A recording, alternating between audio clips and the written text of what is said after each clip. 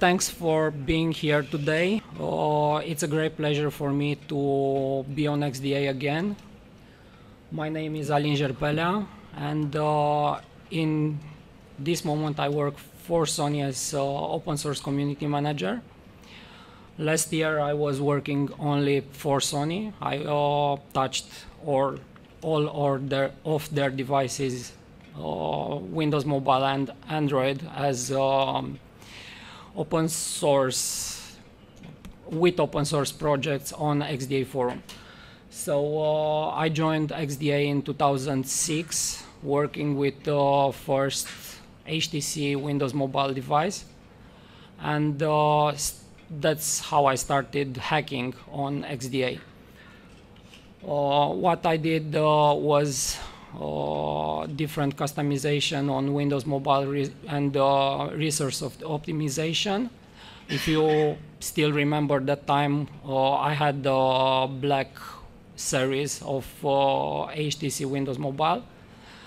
Then I switched to Xperia X1 Windows Mobile device and had some custom ROMs in there. Then HTC Magic, which was really nice and was my first project with Cyanogen. After that I had some ports of different Android on different devices, and in the end Sony published or built their first Android device, the X10 aka Rachel, which was a great device. Yes, it was. And after that I start adding one by one all Sony devices to Cyanogen. So in 2010 we started from community side, me and Binary, which is not here unfortunately, it's not present. We started the Free Xperia project. Free Xperia project purpose was to create an open source firmware that will run on your Sony device without any customization. So the purpose was just to provide a base AOSP on top of as a base for any other custom ROM. Seems that today we will do that, but we will do it from Sony. So Sony will publish AOSP base Gits and resources for you to start building your own custom ROM. And this is what we want. We want to provide a stable base for everybody, because I saw a lot of hacks, a lot of hex edits that shouldn't be there.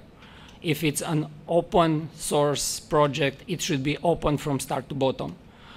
Yes, we will provide proprietary leads because we need to protect some of our providers. Let's say Qualcomm, if it's one of them, and they don't have everything open. But in the end, you will have as much code as possible. To be there, we have to work together. We cannot provide you everything. We cannot be sure that everything works from the beginning. But we want to have an open collaboration. So everybody that wants to join or wants to build our stuff can contact me on XDA or on G+, or in our Sony forum, and I will do my best to answer your technical questions. Please don't ask when we will release L+ or why we have no camera yet. I cannot answer that. So Xperia over time, from 2010 till 2014, it's all the major devices. In total, there are more than 42 devices that are available worldwide. Worldwide means except America. we all know why. So in 2010, Sony devices were locked as hell, and this was the reason Free Xperia started. In 2011, on our multiple requests from XDA and Free Xperia, they finally open up Bootloader, so now you can buy a Sony phone that it's not under subscription, and you simply go to the Unlock website, you give your mail, your IMEI, and you get the unlock code. It's very simple. You even get a script so that you can just click it and you will get your phone unlocked. The main reason that people unlock their devices, not only Sony devices, every device, it's to get root so that they can do titanium backup. That's the main reason that I see, at least on every or almost every request for root on XDA and other forums. After they got tired of just baking up things, they start trying custom ROMs. And you have a lot of custom ROMs on XDA. So everybody that uses Google will end up on XDA and have a lot of custom ROMs to choose. Now it comes the big question: which one is better? There is only trial and error in there, because some of them are tested, some of them are just pushed to be tested, and the builder guarantees that it boots to the display. Okay, and after that, can I use telephony? Nope. Or, I don't know, I don't have that device. Okay, so you're building something, but you're not having that device to test. That's really nice. Then we have the next step. Users that are frustrated that they get the new official software after 6 months, but the others have it after 3. So they want the new software. So again, we have ports between devices, again on XDA, which is great. You can test the new software before it appears on your device.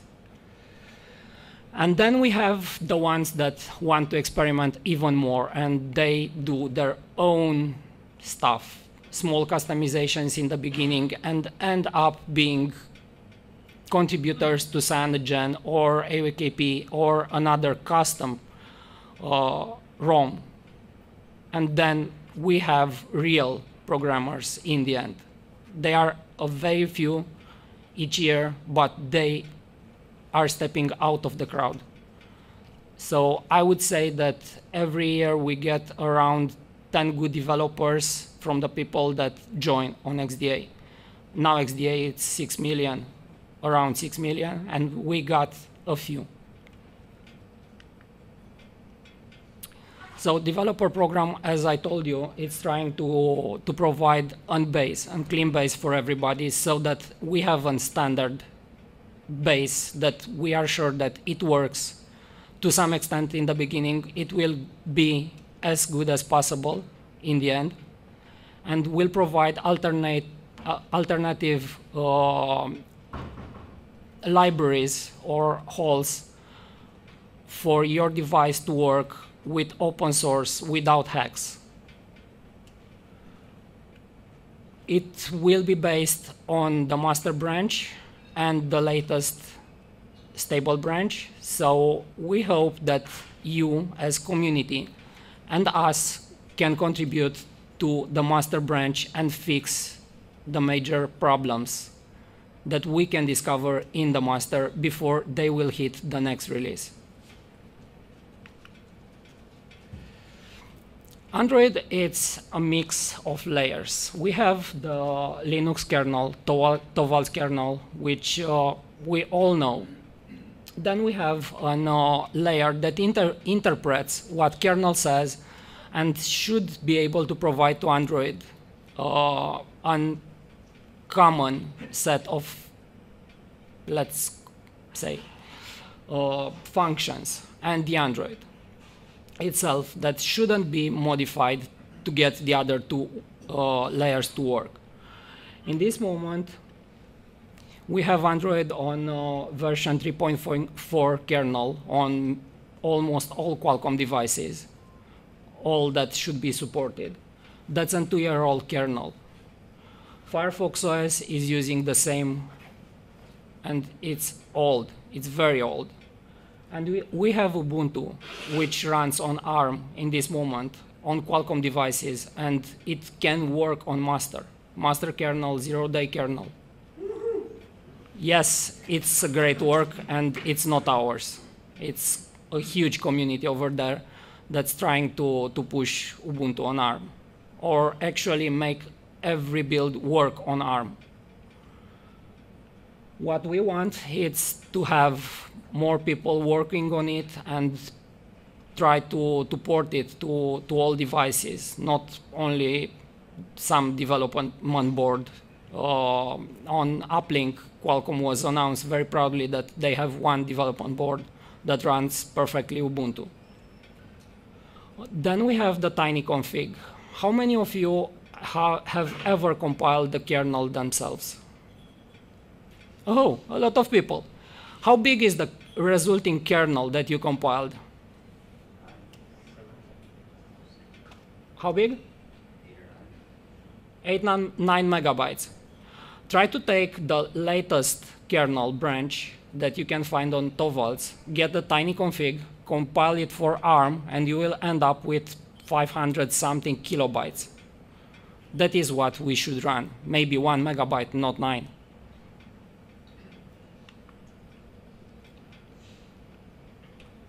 So in current state, we are using Code Aurora.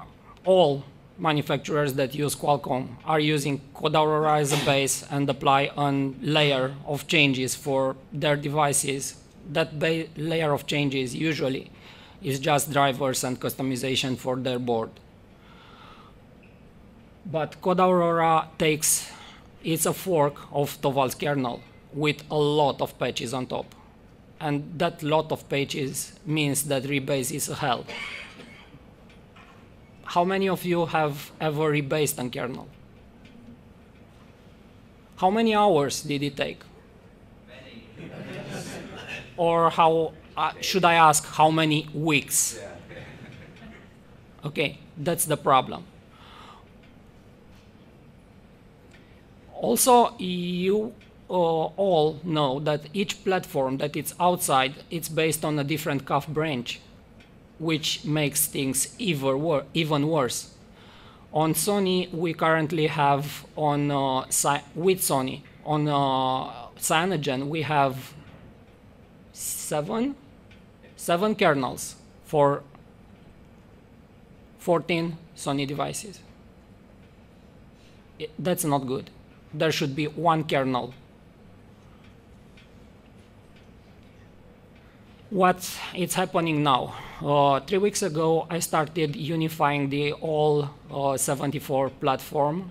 So that means 9 devices in one kernel. You can find the progress on GitHub, Sony Xperia dev kernel. In this moment, 6 platforms are working in that kernel and more will be added. 6 devices, sorry. In the future, Qualcomm will, or I think that will publish a 3.10 kernel, because I see some work on that on Code Aurora. And in the far future, I hope that we all can run 3.18 or what will be that stable in that moment kernel on ARM without any modification. We have a great support on master kernel. We just have to add our customization for our boards, and it should boot.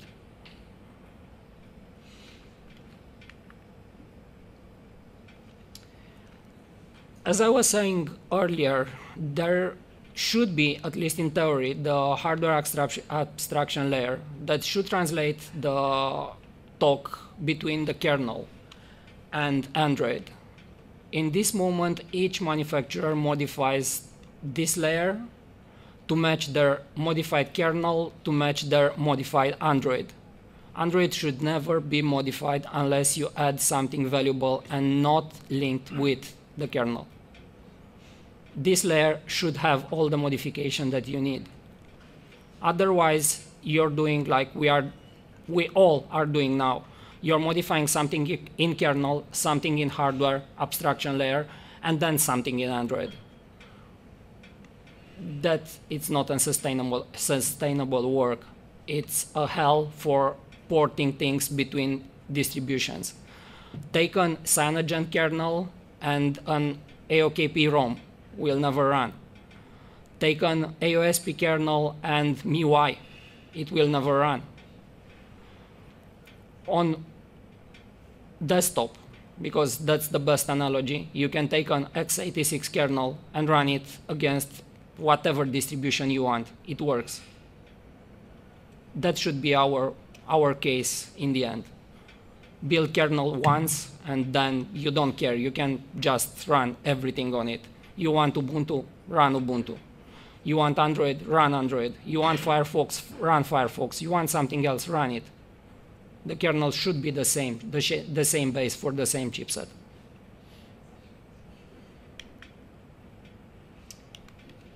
Okay, if you take a look on how things are in this moment, you have a mix of holes that are proprietary binaries and open source code that can be found on Google GitHub or different other GitHubs.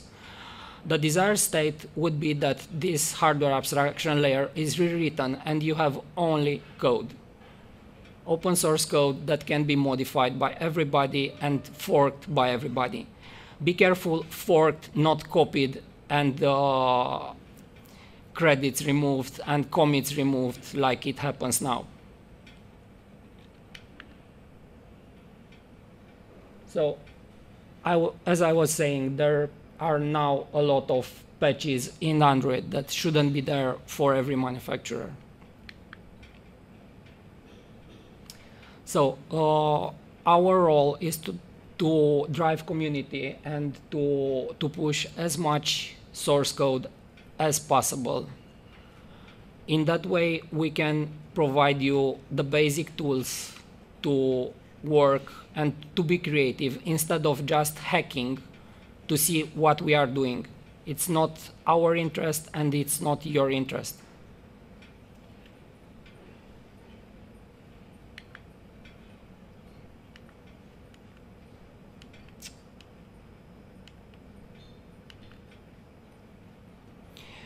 As XDA developers, and I was looking on all forums, I see that people are not looking on parallel projects. You have your custom ROM, which is great, or just to quote, the greatest, or the fastest, the most optimized project.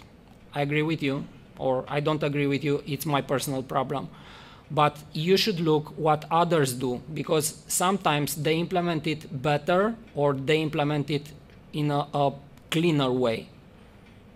We should collaborate and look what others do. There is no stealing by looking how others do as long as you cherry pick instead of copy. The authorship remains. Look around, look on other projects, look on other forums. Maybe somebody had a better idea, or just ping him or send him an email and ask if he needs help. If you see a project that it's doing or implementing already what you're thinking and you're not even started, you can always ask if they need help or if they want you in. On S3 Xperia, in last 4 years, I never said no to somebody that wanted to join. Cyanogen, it's not saying no to everybody that wants to join. Everybody is free to join. You're free to push everywhere. But you have to ask, or at least to do something. If you're just saying, I want to be a Cyanogen mod developer, and you don't push one line of code, you will never be. Then we have the XDA case of releasing ROMs. And this is something that it's not enforced by Sony. It's what I saw in 4 years of Android development. People are building ROMs, which is great, for devices that they don't even touch. I don't say own. You can have it from a friend for 1 week. I did that. But they are building stuff for devices that they never seen just because those devices look nice and have a lot of users. Building a ROM and then publishing it for somebody that should be your monkey test without testing it properly lowers the XDA quality. You're just having a lot of things and people saying it doesn't boot, or it boots but it reboots. That's not on software. You should at least test it yourself to test the basic functions. Then, to be more precise, you should try at least to run CTS once. I know it's a pain. It takes 8 hours to get a CTS result. But you can see at least that your build is able to work for 8 hours without reboot. That's the first thing. Doesn't matter that you have 1,000 errors. At least you know that your media encoder decoder is not working at all. Or that you don't have camera. Yeah, probably you know. But you can get a clear result of what your work, what's the state of your work when you're publishing it. And then you can ask for others. Can you help me to fix what's not working? Nobody will mind if they know what's your status. If you're just publishing something and say, I don't know, I don't have this device, you should test it, it should or should not work. And probably somebody should fix it because I don't have the device to fix it. Then you're not a developer.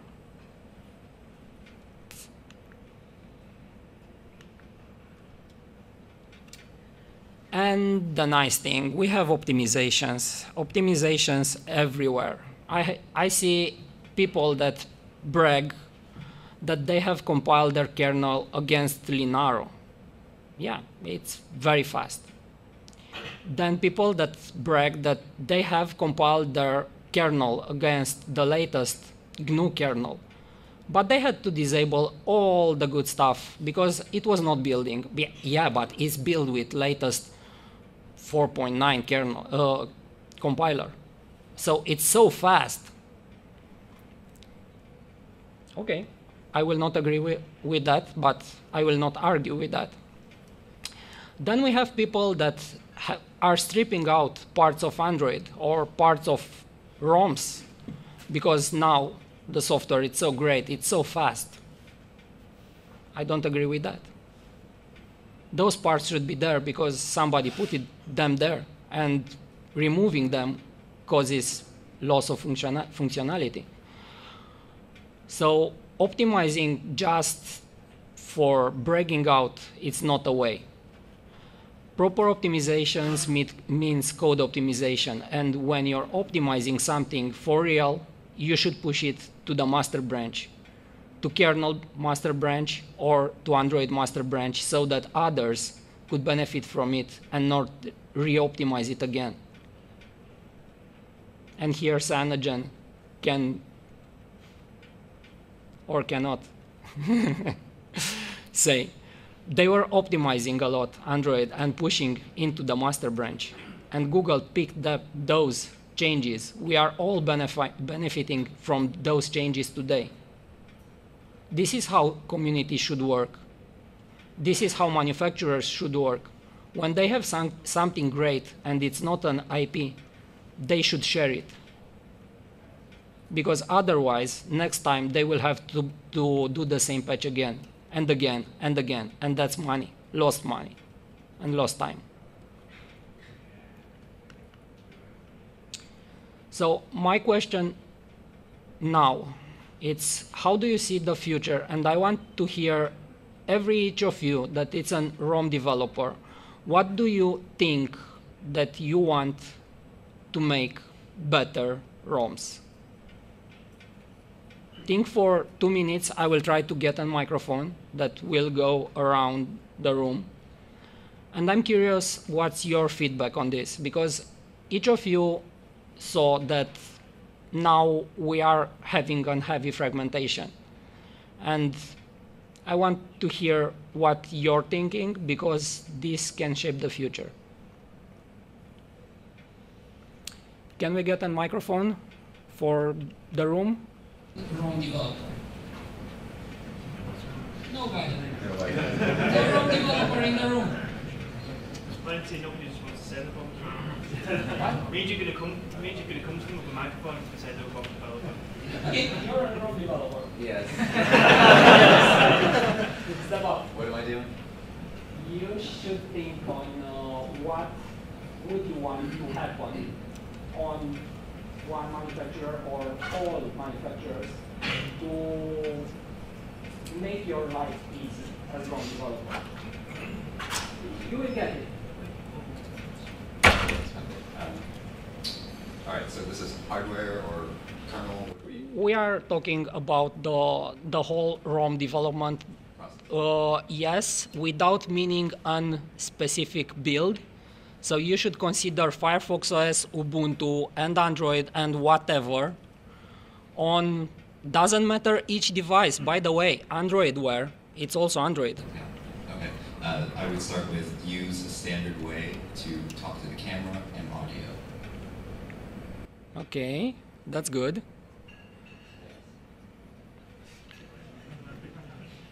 Okay. Please, the last speaker, should we port the microphone to the next? Thank you. So one of the things that's really useful is the ability to see what's going on in early boot. So debug, access, that kind of stuff. So you can see the kernel messages, you can see where it breaks before you're kind of getting into the system. So early debug access. So you're thinking about hardware serial debugger or some way to get messages? Yeah, that kind of stuff. On Sony ROMs, you have the last message. So when it crashes, you can take the last log after the boot. Yeah, kind of the kind of print K messages. Yes, yes, you can get it after reboot.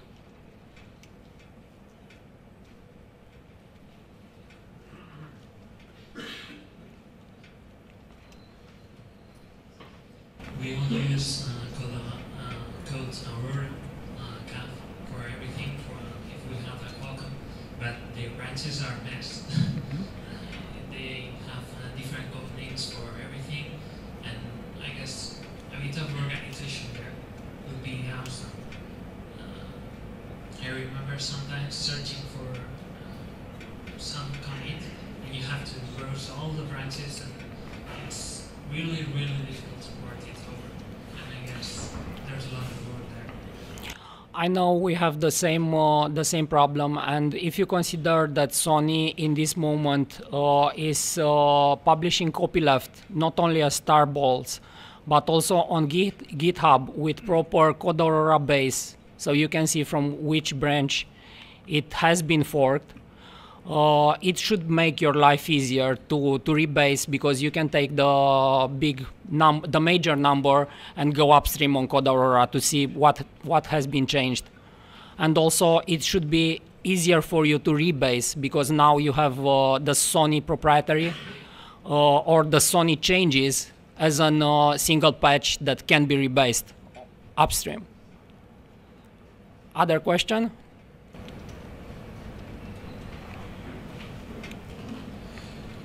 You mentioned the situation with the hardware abstraction layer, where every SOC manufacturer cooks his own soup, basically, which makes patches in Android necessary. Is there any approach from OEMs or from Google itself to change the situation so that patches in Android will not be necessary anymore to make our own compatible to a specific SOC? From what I saw, and this time I speak from my own experience, each manufacturer forks the entire Google tree, the entire kernel tree from some place, and then they heavily modify without taking any regards where. They modify in all layers. which is completely wrong. Normally, they should modify only the hardware abstraction layer to implement their kernel changes as much as possible. And I think that they should create a separate framework to implement their changes instead of modifying the Google ones. So I think that that should be the sane approach. Yeah, they should do this, but is there any hope that this will happen one day? Thank you. I have no idea. That depends on each OEM and each chipset manufacturer. So, nope, I cannot help you.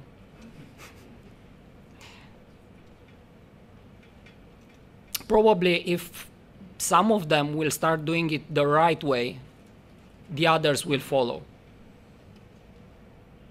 Hi, so I'm not a ROM developer, but I did kernel development and Android development. That's good. I see that you said that ROM developers need to do something, but I think that we as phone manufacturers and people like that are not doing a good job at publishing how to build everything per device, not working together already with a company like Kernel to get this single kernel running on those devices. We really need, as an industry, I think, to work together on providing that. I think we should not expect a ROM developer to be able to tweak some kernel while we, as an industry, cannot do that. So that's counts for the kernel, but even more, I think, for the whole Android framework or system for the Git repositories, and that's very hard, even as a small phone company, to follow. So I think that there's a big gain to be done there and working together as companies. Yes, that's true. If you look on Developer World from Sony perspective, we are trying to push as many guides for small developers. I have published last month how to build your own kernel in a sane way with direction and everything so that you can get it for really started.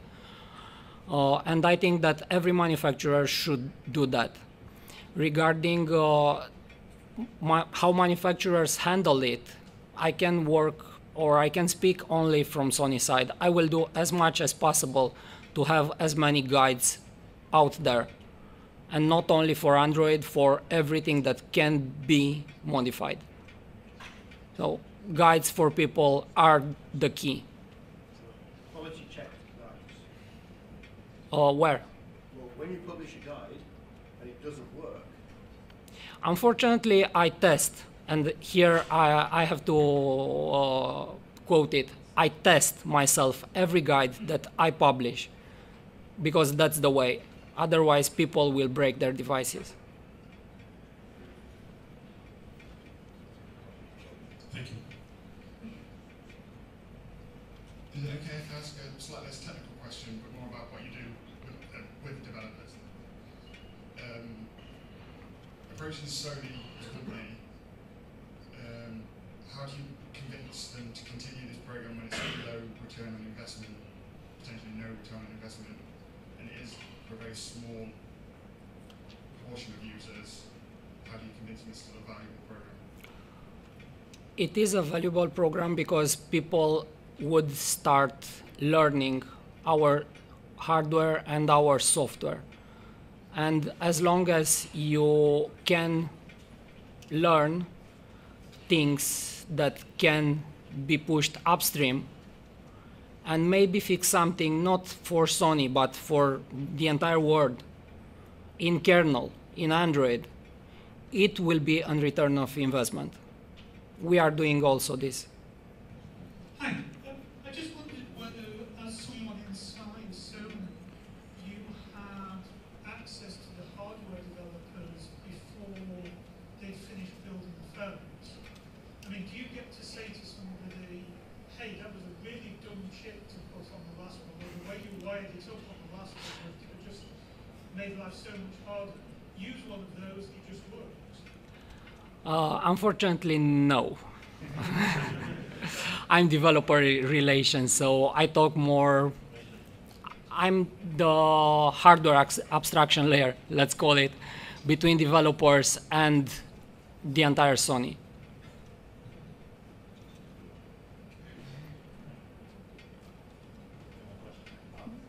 Okay, we still have one. Hi. Hi. It's a bit of another less technical question.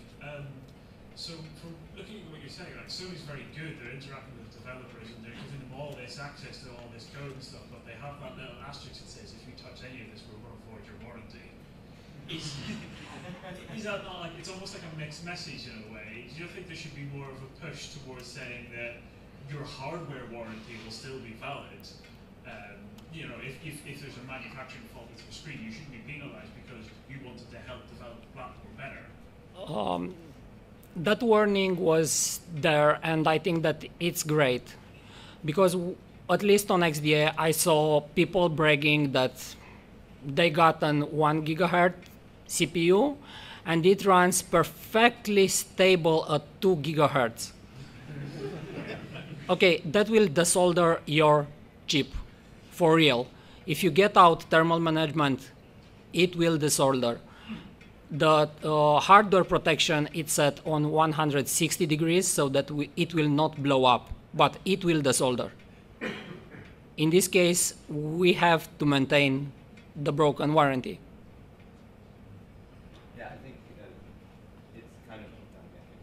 it's kind of like a chicken and egg problem.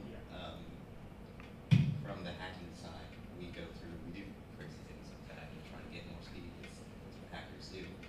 And in doing so, we often do destroy devices, and that's because there's no proper path forward, or you have to break the bootloader to get in, you have to root and run exploits. So what Sony's been doing, even speaking before Simon, you know, their open programs, their bootloader unlock, even with the hardware warranty voiding at this point, takes out the first big risk, which is break the device and get into the device to do future things, right?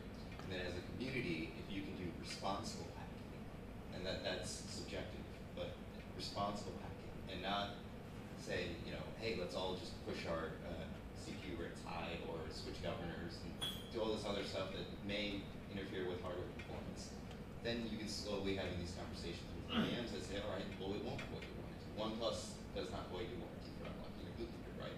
It's a gradual process, and that took us a really long time to get that conversation with them, which is one of our core ethos is hacking. And so we want to be able to facilitate that, but at the same time, they can't have RMA numbers that are through the roof because of what we do. So it's got to be a give and take. Regarding this, I just remembered last week on Qualcomm there was a really nice presentation that should be public on compiler optimization, and it was an example. You should try to find that guide. How to optimize your code to run on parallel processes. So you have a multi-core CPU, but most of the time the way you write code makes it run in single thread. And apparently there is no flaw. The code is perfect. The problem is that you wrote it in a way that compiler always considers it one thread.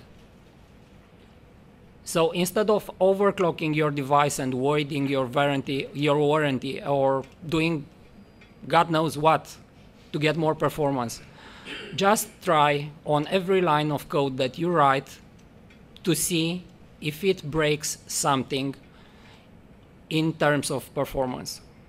Or you're just allocating a huge quantity of memory that you're not using.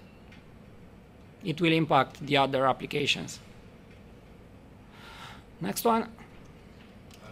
What I want is an easier build system, an easier way to deploy a build system. Because right now, if I want to recompile three shared objects from Android, from my system image, from my Nexus 5, I need to install them obsolete version of Xcode, install brew, install some. Oh, I'm talking about OS X. Okay. And set up many different things. Then I check out exactly the one branch from Git that I need. It takes several hours to check out. Then I start compiling, just making sure that everything builds. Then I fix some lines of code in the way I need.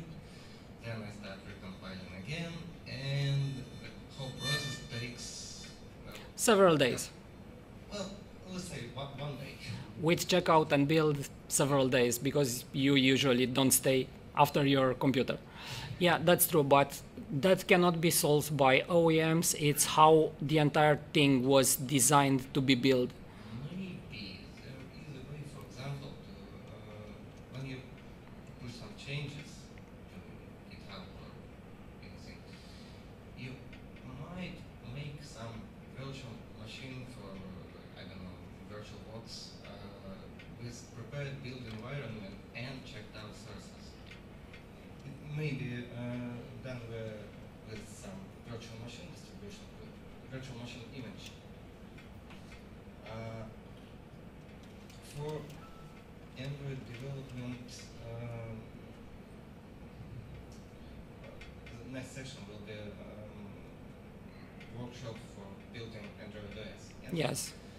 I suppose you have some cloud-based virtual machines installed to build Android. Nope. Real hardware. Real hard. Okay, good enough, but then again, you might do it in some OpenStack or something just to clone these virtual machines and set up the build environment in mere minutes, not days. For building, I have no solution. For testing, Sony has prepared an remote device lab, so you can test your applications remotely on hardware devices. You should check our booth for that. Okay, so, well, like I said, I want an easier build environment. In this moment, I cannot give you an answer, but you can try contacting me on email, and maybe we can work a solution for you. Can I answer that? Yes. It's not the simplest thing in the world to do, but we're working on a slightly different project, and one of the things that we've done is use OpenSUSE's build service and replicated that, which is a thing that comes in from that kind of side of things. Yeah. And we're now building the Android hardware adaptation layers, not the entirety of Android because it gets quite big, but a subset doing this kind of approach. It's scalable within reason, and because we're doing a lot of caching of the rules from GitHub, etc., it starts being optimizable. But it's something that can be developed down that road. So if you kind of want to talk to us about the way we're doing it, we'll talk to you about what we're doing and see if that could Yeah, that would be great. Also, when you're building just a small part, let's say a library or building an APK, you can always build, make a number of cores and your project name. So if you're interested just on patching one APK, you can build just that APK or just that library, not the whole Android. Unless it has some dependency on Live Chrome. In that case, it will build Chrome, and after that build your library and not the entire thing. Yeah, If building Chrome is most of the time of building the... Yes, I know. It's big. Even for the wearable. Yeah. Next question, please. We are tight. You mentioned the lack of quality because of lack of testing. Is there perhaps, well, there isn't a lot of information how to test a compiled ROM? Is that something you can address with your articles that you publish? How to test a compiled ROM? That's on my plan. Google did a great job and provides us a testing framework, and I will try in the next weeks to provide a guide how to use it and how to interpret some of the error messages that you will get. Just a question for me is, it's me that's having a hard time here, but having a Garrett setup, having all that stuff, do you have that at Sony, like a way to contribute code back using, for example, Garrett? In this moment, you can just git push. You can fork and push back. If your contribution is good, I always approve it. Because my experience is that not many projects, and I'm not sure that XDA also has a full Garrett setup with everything going, building, 19 builds, all that stuff is stuff Yeah. that as a company or as a group we can do, but it doesn't currently happen. If you take Waffle, for example, if you do a clone and you build, it's gigabytes, 110 gigabytes if you did a full build. So it's quite a lot you're asking for people. I know. If we could provide some environment just to run. I will check if it's possible. It's not a promise because I don't know. And on the same side, just a tip: if you're doing development, you will make small changes. Just in the sync, they will synchronize your workspace with your device. It can help you do very fast iterations of your full build. Yeah. For a single person, you don't need to build hours at a time. So, for the best question, I have a gift, and I would say that the best question was, or the best suggestion, was the one with building faster, or find a way to build faster. So you just got a smartwatch. All right.